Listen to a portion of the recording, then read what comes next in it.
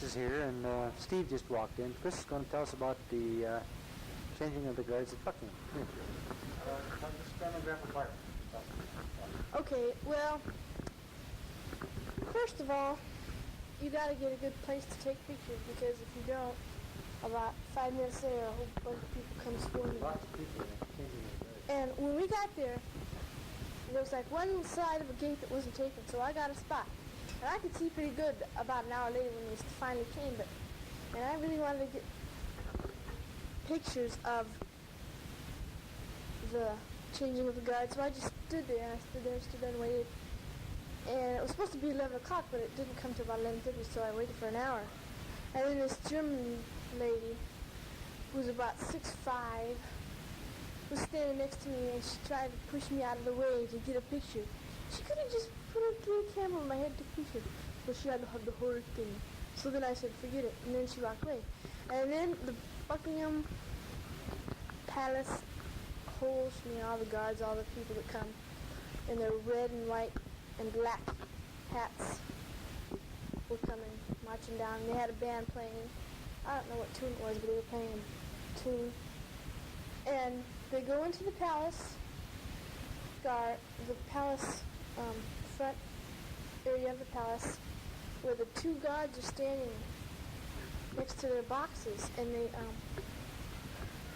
the head chief guy reads the list or something, I think, from when they worked and what the oath is or something, and he tells them that they're off duty or whatever, and then it's a real long ceremony, and every little detail takes place.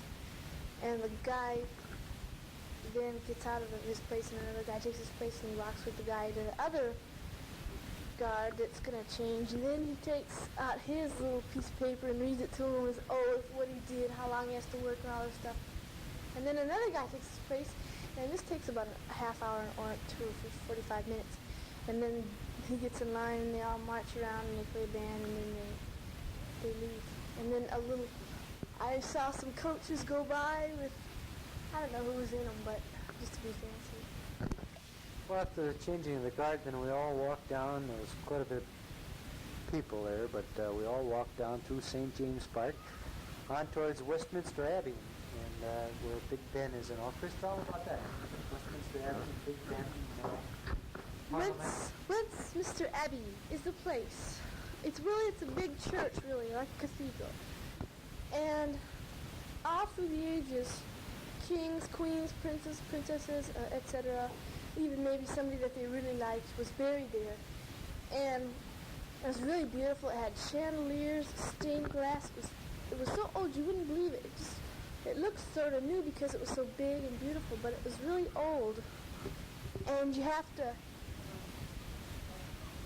respect the rules, because if you don't, they'll really be mad at you. So you can't take pictures in there because it's so old, and I think the flash will wear down some of the canvases of the paintings and things. And they had an upstairs. You go upstairs and you look at the throne where all the kings and queens were coronated to be kings and queens, and they were all buried there too. After Westminster Abbey, we got on the river boat on the River Thames, which is right adjacent to the Abbey, and we took the boat up to the Tower of London, which is about a 20-minute boat ride.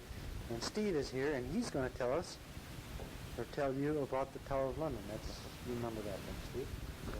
So these were, and the crown jewels. And yes. All that. Well, first of all, we came there, and it was real jammed, and so we were looking around, and then, see, it's creeping, and there's a little old saying there. You know, there are all these great big crows, ravens, and if they ever leave that courtyard, London will fall, and all these beef eaters take care of the crows so they won't die, and they keep up that superstition.